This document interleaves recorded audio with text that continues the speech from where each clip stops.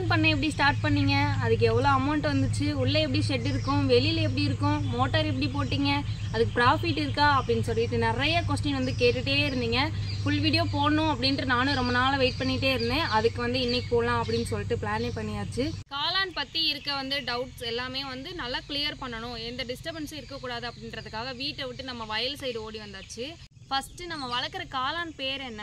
நம்ம வளர்க்குற காளான் பேர் வந்து சிப்பி காளான். பார்க்குறதுக்கு அப்படியே சிப்பி மாதிரியே இருக்கும், அதுக்காகவே சிப்பி காளான் பேர் வச்சுருப்பாங்க போல்.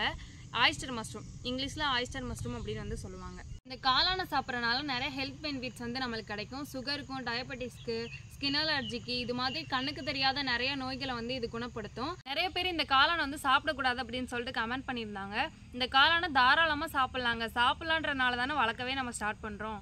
சரி, காளான் வளர்க்குறதுக்கு என்ன மாதிரி பிளேஸ் வந்து சூஸ் பண்ணணும், எப்படி வந்து ஷெட்டெல்லாம் போடணும் அப்படின்றத வந்து கிளியராக பார்ப்போம். காளானுக்கு வந்து ஷெட்டு போடணுன்னா தரையிலையும் போடலாம், மாடிலையும் போடலாம், கொஞ்சம் இடம் இருந்தாலே போதும். காளான் பண்ணுற இடம் வந்து நல்லா கூலிங்காக இருக்கணும். அதுக்காக தான் வந்து அந்த கிடுகெல்லாம் வச்சு அது மாதிரி நம்ம வந்து ஷெட்டு போடுறோம். இல்லைன்னா செவரு வச்சு அதில் வந்து நம்ம தாராளமாக ஷெட்டு போட்டுக்கலாம். உள்ளே கூலிங் மெயின்டைன் பண்ணணும் அப்படின்றதுக்காக தான் வந்து அந்த கிடுகெல்லாமே நம்ம போடுறது. அந்த கிடுகெல்லாமே வந்து கட்டுறதுக்கு மொத்தமாக எங்கிட்ட 40,000 ரூபாய் கேட்டாங்க. நம்ம வந்து 120 அடி தான் போடுறோம், 40,000 ரூபாய் கேட்டாங்க. சரி போட்டுடலாம் அப்படின்னு சொல்லிட்டு ஷெட் எல்லாமே 40,000 ரூபாய்க்கு நம்ம வந்து போட்டாச்சு. குட்டி குட்டியாக ஜன்னல் மாதிரி வச்சு பின்னாடி வந்து க்ரீன் கலர் வலையுமே வந்து நல்லா அடித்து செட் பண்ணி வச்சுட்டோம். அப்புறம் இன்னுமே நல்லா கூலிங் இருக்கணும் அப்படின்றதுக்காக அந்த ஷெட்டுக்கு உள்ளுக்க அந்த தட்டி இருக்குன்னா பக்கத்து லேயர்லேயே வந்து நல்லா சாக்கெல்லாமே கட்டி விட்டு தொங்க விட்டுருந்தோம். ஏன்னா வெளியிலேருந்து வர சூடான காற்று சாக்கில் பட்டு அதுலேருந்து தண்ணியில் இருக்கனால கூலிங் ஆகி காளான் மேலே படணும் அப்படின்றதுக்காக சாக்கெல்லாமே கட்டி விட்டு சாக்கையுமே நனைய வைப்போம். தரையில் நல்லா மணல் வந்து கொட்டி விடுவோம். ஏன்னா கீழே இருக்க தண்ணியுமே வந்து மணல் உறிஞ்சிட்டு அதில் இருக்க கூலிங் கொஞ்சம் நேரம் கிடைக்கும் அப்படின்றக்காக கீழே நல்லா மணலையுமே போட்டு வைப்போம். ஷெட்டுக்கு அப்புறம் வந்து ரொம்ப முக்கியமானது வந்து தண்ணிக்கு வந்து நம்ம கீழே ஒரு மோட்டர் செட் பண்ணி அதை மாட்டிக்கு வந்து ஒரு ட்ரம்மில் நிரம்பி வச்சுட்டு அதுலேருந்து ஒரு மோட்டர் செட் பண்ணி நம்ம ஸ்ப்ரிங்க்லர் மூலமாக வந்து கொடுத்துட்ருக்கோம். ஸ்ப்ரிங்க்லர்னால் என்ன? ஸ்ப்ரிங்க்லர் வந்து லைட்டாக போட்டதுக்கப்புறம் அப்படி மழை வந்த மாதிரி தெளிச்சு மட்டும் விடும், அதுதான் வந்து ஸ்ப்ரிங்க்லர். நேற்று பெஞ்ச மழைக்கு முளைச்ச காளான் கேள்விப்பட்டிருக்கீங்களா? நேற்று பெஞ்ச மழைக்கு தான் வந்து காளான் முளைக்கும். வைக்கப்படப்பெல்லாம் சுற்றி இருக்கோம்ல அந்த காளான், அதே மாதிரி இதுக்கும் வந்து மழை வந்திருக்கு அப்படின்ற மாதிரி செட் பண்ணி நம்ம வந்து வளர வைக்கிறோம். காளான் செட்டுக்கு தண்ணி எவ்வளோ நேரம் விடணும்?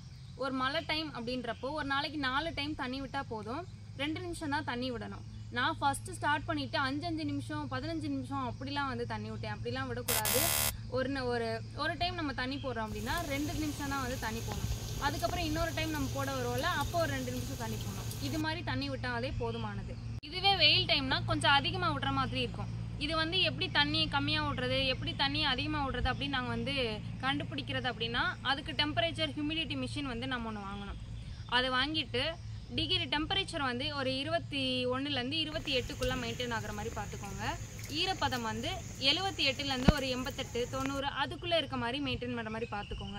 அதுக்கு எவ்வளோ தண்ணி குறைஞ்சிச்சுன்னா தண்ணி விடுங்க, கூட இருந்துச்சுன்னா தண்ணி கொஞ்சம் கம்மியாக விடுங்க. அதுதான் வந்து கான்செப்ட்.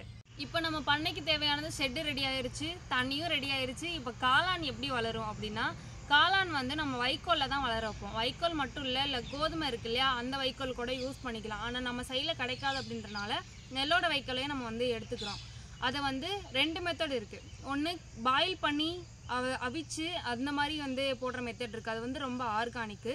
இன்னொன்று கெமிக்கல் மெத்தடு. பண்ணுற மெத்தடில் வந்து வைக்கோல் எல்லாமே ட்ரம்மில் வந்து ஊற வச்சிடணும். ஒரு 18 மணி நேரம் ஊற வச்சதுக்கப்புறம் அதை ஒரு நல்லா அவிச்சு எடுத்துட்டு அந்த தண்ணி எல்லாத்தையுமே வடிகட்டிட்டு அதுக்கப்புறமா வந்து பாக்கெட்டில் போட்டு நம்ம பண்ணுவோம். நம்ம பண்ணுறது வந்து கெமிக்கல் மெத்தட். அந்த மெத்தடுக்கு ஒரு 2 கெமிக்கல் வந்து தேவைப்படும். ஒன்று ஃபார்மலின், இன்னொன்று பவஸ்டின் அப்படின்ற பவுடர். அது வந்து கார்பன் டேசியம் 50% அப்படின்னு சொல்லுவாங்க. ஃபார்மலின்லாம் யூஸ் பண்ணக்கூடாது அப்படின்னு வந்து நிறைய பேர் சொல்லுவாங்க. ஃபார்மலின் வந்து நம்ம 1 லிட்டர் தண்ணிக்கு 1 ml தான் நம்ம யூஸ் பண்ண போகிறோம். அதனால வந்து ரொம்ப வந்து அஃபெக்ட்லாம் ஆகாது. சிலர் வந்து நிறைய யூஸ் பண்ணுவாங்க, அப்படிலாம் நம்ம யூஸ் பண்ண மாட்டோம், கம்மியாக தான் யூஸ் பண்ணுவோம். இப்போ 200 லிட்டர் தண்ணி வந்து ட்ரம்மில் வந்து ஊற்றி வச்சுருக்கோம் அப்படின்னா 200 ml ஃபார்மலின் வந்து ஊற்றணும். பவஸ்டின் பவுடர் சொன்னோமா, அது வந்து ஒரு 20 கிராம் மட்டும் போடணும். ரெண்டையுமே நல்லா மிக்ஸ் பண்ணிவிட்டு நம்ம எடுத்து வச்ச வைக்கோல் எல்லாத்தையுமே நல்லா ஊற வைக்கணும். ஏறி நின்று மிதிச்சா நல்லா நிறைய வைக்கோல் வந்து அந்த ட்ரம்மில் ஃபில் பண்ணலாம். அப்படி ஊற வச்சு ஒரு 18 மணி நேரம் நல்லா ஊற வச்சிடணும். ஊறினதுக்கப்புறமா ட்ரம் அப்படியே தலையில கவுத்து விட்டுறணும். கவுத்து விட்டதுக்கப்புறம் ஒரு 6 மணி நேரம் நம்ம அப்படியே விட்டுட்டோம்னா நல்லா எல்லா தண்ணியுமே கீழே வடிஞ்சு வந்துடும். அதுக்கப்புறமா ஒரு ஃபேனை போட்டு விட்டுட்டு இல்லைன்னா ட்ரையர் கூட நம்ம யூஸ் பண்ணிக்கலாம். ட்ரையர் நான் இது வரைக்கும் ட்ரையர் யூஸ் பண்ணது கிடையாது. சும்மா ஏதாவது கீழே படுதா விரிச்சிட்டு அப்படியே நம்ம வைக்கோலை வந்து போட்டு விட்டுட்டு பெரட்டி விட்டுட்டு நல்லா காய வைக்கணும். அதோட பதம் எப்படின்னா பிழிஞ்சா தண்ணி வந்து சொட்டக்கூடாது, ஆனால் வைக்கோல்ல ஈரம் இருக்கணும். அந்த பதத்துக்கு வந்து நம்ம காய வைக்கணும்.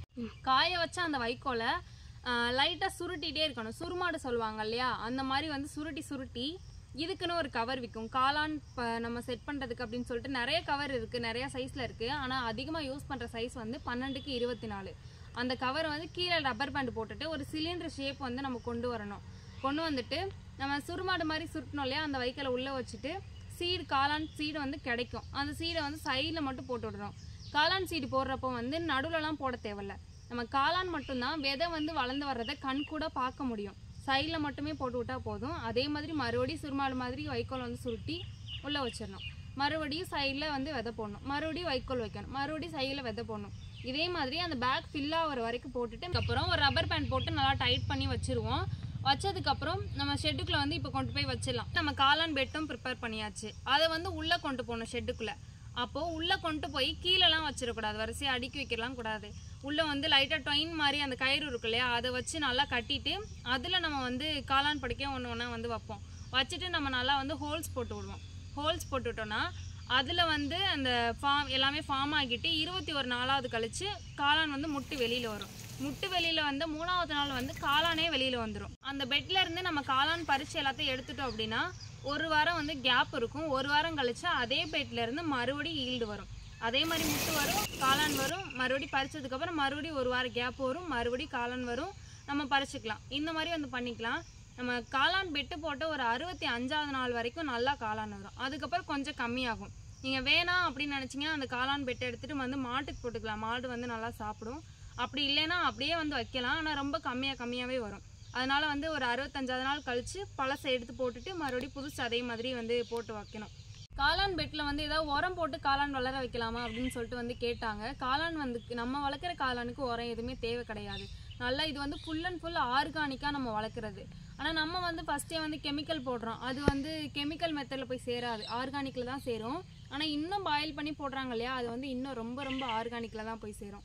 அதுக்காக வந்து உரம்லாம் போட்டு அதை வந்து இன்ஆர்கானிக்காக மாற்ற வேணாம். உரம் வந்து இது வரைக்கும் யாரும் போட்டதும் கிடையாது, நார்மலாக தான் வளர்ப்பாங்க. இந்த காளான் ஷெட் மெயின்டைன் பண்ணுறதுல ரொம்ப முக்கியமான விஷயம் என்னென்னா சுத்தம் வந்து காளானுக்கு ரொம்ப முக்கியம். நம்ம உள்ளே போகிறப்போ நம்ம ரொம்ப டஸ்ட்டாவோ அழுக்காவோ வந்து உள்ளே போகக்கூடாது. அது வந்து சுத்தமாகவே நம்ம வளர்க்குறோம் இல்லையா, எல்லாரையுமே அதே மாதிரி உள்ளவும் விட்டுறக்கூடாது. நான் நிறைய பேரை வந்து உள்ளே விட மாட்டேன் அப்படின்லாம் சொல்லியிருக்கேன். எல்லோரும் வந்து மன்னிச்சுக்கோங்க. ஏன்னா இதுக்கான ரீசன் வந்து அதுதான், ரொம்ப வந்து நல்லா சுத்தமாக இருக்கணும். நானே வந்து எங்கேயாவது போயிட்டேன்னா க்ளீன் ஆனதுக்கப்புறம் தான் வந்து உள்ளவே போகணும். காளான் செட் கண்டாமினேஷன் ஆச்சுன்னா அதை எப்படி கண்டுபிடிக்கிறது? காளான் வந்து எப்பயுமே வெள்ளையாக தான் வரும். அந்த காளான் விதை போட்டு ஒரு 5வது நாள் கழித்து ஃபுல்லாக ஃபார்ம் ஆகி அந்த பெட்டே வந்து வெள்ளையாகும். அப்படி ஆகாமல் ஊடால எங்கேயாச்சும் ஆரஞ்சாவோ பச்சையாவோ கருப்பாவோ இருந்துச்சுன்னா அது கண்டாமினேஷன் ஆயிடுச்சுன்னு அர்த்தம்.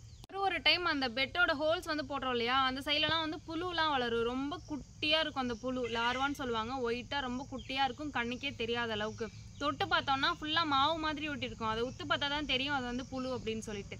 அதெல்லாம் எப்படி வந்து சரி பண்ணலாம் அப்படின்னா, நிறையா வர்றதுக்கு முன்னாடியே சரி பண்ணிடுங்க. சப்போஸ் நம்ம பார்க்கல நிறையா வந்துருச்சு அப்படின்னா அதை தூக்கி வந்து வெளியில் வச்சுறது நல்லது. ஏன்னா ஸ்ப்ரெட் ஆகி வந்து நம்ம ஷெட்டே வந்து காலி ஆகிடும். அதுக்காக வந்து அதை வெளியில் வச்சுருங்க. இப்போ லைட்டாக வரையிலே கண்டுபிடிச்சிட்டோம் அப்படின்னா மாலத்தியம் அப்படின்னு ஒரு லிக்விட் இருக்கும். அந்த லிக்விட் வாங்கிட்டு 1 லிட்டருக்கு 1 ml மட்டும் அதை மிக்ஸ் பண்ணிவிட்டு அந்த எந்த இடத்துல கண்டாமினேஷன் இருக்கோ அந்த இடத்துல ஸ்ப்ரே பண்ணி விடுங்க. அந்த ஹோல்ஸில் வந்து லார்வா இருந்துச்சுன்னா ஹோல்ஸில் வந்து ஸ்ப்ரே பண்ணி விடுங்க. இல்லை பெட்டில் இருக்குன்னா லைட்டாக ஒரு க்ளீனான ஒரு பிளேடு வச்சு அது அந்த இடத்த மட்டும் அறுத்து எடுத்துட்டு அந்த மருந்தை வந்து ஸ்ப்ரே பண்ணி விட்டுட்டு மறுபடியும் ஒரு டேப் போட்டு ஒட்டி வச்சுருங்க. இது வந்து தானாக சரியாயிரும். வளர்க்குறதுக்கான மெத்தட் எல்லாமே வந்து நம்ம பார்த்தாச்சு. ஷெட்டு போட்டாச்சு, நம்ம ஸ்ப்ரிங்க்லர் போட்டாச்சு, காளான் பெட்டும் போட்டாச்சு, அதில் வந்து பறித்து எடுத்தாச்சு. இப்போ மார்க்கெட் எப்படி பண்ணுறது? காளான் வந்து மார்க்கெட் பண்ணுறது வந்து நார்மலாக ஒரு பேக் பண்ணி ஒரு கவருக்குள்ளே போட்டு அப்படியே பேக் பண்ணி நம்ம வந்து சேல் பண்ணலாம். அப்படி இல்லை ஒரு நீட்டான பேக்கேஜ் வேணும் அப்படின்னு சொன்னால் அந்த ப்ளூ கலர் ட்ரே இருக்கு இல்லையா, பட்டன் மஷ்ரூம் வந்து பார்த்துருப்போம். அந்த ட்ரேல அதே மாதிரி நம்ம பேக் பண்ணியும் வந்து சேல் பண்ணலாம். அந்த ப்ளூ கலர் ட்ரேலலாம் போட்டெல்லாம் சேல் பண்ணுறது கிடையாது. சும்மா ஒரு பாக்கெட்டில் போட்டு முன்னாடி லேபிள் கூட இது வரைக்கும் நம்ம வந்து ஒட்டுறதுலாம் இல்லை. அப்படியே பாக்கெட் போட்டுட்டு இருக்கையிலே வாங்குறதுக்கு ஆள் வந்துருவாங்க, அப்படியே வந்து சேல் பண்ணிடுவோம். ஃபர்ஸ்ட் டைமாக நான் பண்ண ஸ்டார்ட் பண்ணனால நம்ம ஊரில் நல்லாவே ரீச் ஆச்சு. அதனால நிறைய பேர் வந்து காளான் இருக்கான்னு வீட்டுக்கே வந்து கேட்டு வருவாங்க. அவங்களுக்கு வந்து சாரி நாளைக்கு தரேன் இல்லை அப்படின்னு சொல்கிற அளவுக்கு தான் வந்து காளானோட ப்ரொடக்ஷன் இருக்குது. நீங்கள் சொல்லலாம் உங்கள் வீட்டுக்கு வந்து தேடி வந்து வாங்கிட்டு போயிடறாங்க, எங்கள் வீட்டில் வாங்கலையே, எங்களுக்கு வந்து மார்க்கெட்டிங் இல்லை அப்படின்னு வந்து ஒருத்தவங்க சொன்னாங்க. ஒரு மார்க்கெட் நம்ம தேடி போகணும். பக்கத்தில் ஏதாவது சூப்பர் மார்க்கெட் இருக்குன்னா அங்கே சொல்லிவிட்டு அங்கே வச்சுட்டு வாங்க. அது போக போக டேஸ்ட் நம்ம வந்து காளான் சாப்பிட்டதுக்கப்புறம் திரும்ப திரும்ப எல்லோரும் கேட்க ஆரம்பிப்பாங்க. பக்கத்தில் வந்து ஏதாவது உங்கள் காய்கறி சந்தை அந்த மாதிரி இருக்குன்னா அவங்க விற்பாங்க இல்லையா காய்கறிலாம், அவங்கக்கிட்ட மொத்தமாக நீங்கள் சேல் பண்ணலாம். நீங்களே போய் தனியாக சேல் பண்ண உங்களுக்கு கஷ்டமாக இருக்குது, வந்து வாங்கவும் மாட்டுறாங்க அப்படின்னா அந்த மாதிரி சேல் பண்ணுங்கள். நல்லா மார்க்கெட் வந்து சிப்பி காளானுக்கு இருக்குது, நம்ம தான் போய் கண்டுபிடிச்சி தேடணும். இப்போ வந்து சிப்பி காளான் வந்து செட்டு போடுறதுலேருந்து மார்க்கெட் பண்ணுற வரையும் நம்ம வந்து சொல்லியாச்சு, மார்க்கெட் பண்ணியாச்சு. இப்போ வந்து லாபம் இருக்கா இல்லையான்றதான முக்கியமான விஷயம், அதை பார்க்கணும்ல. நம்ம ஷெட்டு போட ஸ்டார்ட் பண்ணிட்டு கம்மியாக அமௌண்ட் வர மாதிரியே இருந்துச்சு. கடைசியில் வந்து பார்த்ததுக்கு அப்புறம் தான் தெரியுது 1,30,000 கிட்ட வந்து நம்ம செலவு பண்ணியிருக்கோம் அப்படின்னு சொல்லிட்டு. காளான் வந்து அவ்வளோ ப்ராஃபிட் தருதான்னு கேட்டால் கொஞ்சம் கம்மியாக தான் வருது. நம்ம வந்து 200 அடியிலலாம் 200 சதுர அடியிலலாம் வந்து நம்ம போடலை, 170 சதுர அடியில் போட்டிருக்கோம். நிறைய போட்டோன்னா நிறைய லாபம் வரும். இப்போ வந்து வரவுக்கும் செலவுக்குமே வந்து கரெக்டாக இருக்கும். என்னை பொறுத்த வரைக்கும் நான் வச்சுருக்க ஷெட்டு வந்து எனக்கு நல்லாவே வந்து போயிட்டுருக்கு. லாஸும் இல்லை ப்ராஃபிட்டும் இல்லை, நல்லா மெயின்டைன் ஆகிட்டுருக்கு. போக போக தான் நான் வந்து எல்லாமே எடுக்க முடியும். ஒரு விஷயம், காளான் வந்து ஸ்டார்ட் பண்ணுறதுக்கு முன்னாடி ஒரு நல்ல ட்ரெயினர்கிட்ட போய் ட்ரைனிங் எடுத்துக்கோங்க. ட்ரைனிங் எடுத்துகிட்டு அதுக்கப்புறமா நீங்கள் வந்து காளான் ஷெட் வந்து ஸ்டார்ட் பண்ணுங்கள். ட்ரைனிங் இல்லாமல் ஸ்டார்ட் பண்ண முடியாதான்னு கேட்டால் அப்படிலாம் கிடையாது. ஒரு 2-3 பெட்டு வந்து வீட்டிலே செஞ்சு தொங்க போட்டுட்டு நல்லா காளான்லாம் ஈல்டு எடுத்துகிட்டு அப்படி கூட நீங்கள் வந்து செட் பண்ணிக்கோங்க. அப்படி இல்லைன்னா நல்ல ஒரு ட்ரெயினர்கிட்ட போய் ட்ரைனிங் எடுத்துகிட்டு வந்து அதுக்கப்புறமா ஷெட்டு போட ஸ்டார்ட் பண்ணுங்கள். இது வந்து என்னோட ஒப்பீனியன் தான். ஒரு ட்ரைனிங் போனோன்னா நம்மளே வந்து ஷெட்டு போட்டு தருவோம், நாங்களே வந்து காளானும் வாங்கிப்போம் அப்படின்னு சொல்கிறவங்களும் இருக்காங்க. உங்களுக்கு மார்க்கெட் பண்ண பிடிக்கல, இல்லை வெளியில் போய் விற்கிறதுக்கெலாம் பிடிக்கல, மார்க்கெட்டிங் வந்து கஷ்டமாக இருக்கும் அப்படின்னு தோணுச்சுன்னா நீங்கள் வந்து அந்த மாதிரி ஒருத்தவங்களை சூஸ் பண்ணிக்கலாம். நானும் அந்த மாதிரி ஒரு ட்ரைனிங் தான் போனேன். ஆனால் நான் வந்து போயிட்டு வந்ததுக்கப்புறம் நானாகவே ஷெட்டு போட்டு நானாகவே தான் எல்லாமே வந்து கற்றுக்கிட்டோம். சில விஷயம் அவங்க சொல்லி தராமலும் இருப்பாங்க. நிறையா வந்து வீடியோஸ்லாம் பார்த்துட்டு போங்க. நிறைய வீடியோஸில் வந்து கண்டாமினேஷன் ஆச்சுன்னா என்ன பண்ணணும் அப்படின்லாம் கேட்பாங்க. அந்த டவுட்ஸ்லாம் போயிட்டு அவங்கள்ட்ட கேட்டு கிளியர் பண்ணிக்கோங்க. அவங்க சொல்லித்தரலைன்னா நம்மளாக கேட்டு நம்ம டவுட்டெல்லாம் கிளியர் பண்ணாதான் உண்டு. காளான் பற்றின விஷயம்லாம் கொஞ்சம் கொஞ்சம் நம்ம பார்த்துருக்கோம். எனக்கு இருந்த எக்ஸ்பீரியன்ஸில் கொஞ்சம் நான் உங்கள்கிட்ட ஷேர் பண்ணேன். உங்களுக்கு இருக்க டவுட்ஸ்லாம் கிளியராக இருக்கும் அப்படின்னு நினைக்கிறேன். இதுக்கப்புறமும் டவுட்ஸில் இருக்குது அப்படின்னா மறக்காமல் கமெண்ட் பண்ணுங்கள். நான் அடுத்த வீடியோவில் வந்து கண்டிப்பாக நான் ஷேர் பண்ணுவேன். இந்த வீடியோ வந்து நான் போடுறது உங்களுக்கு யூஸ்ஃபுல்லாக இருக்குது, உங்களோட தாட்ஸ் எப்படி இருக்குது அப்படின்றதையும் இந்த வீடியோ கீழே கமெண்ட் பண்ணிடுங்க. நானும் பார்த்து தெரிஞ்சுக்கிறேன்.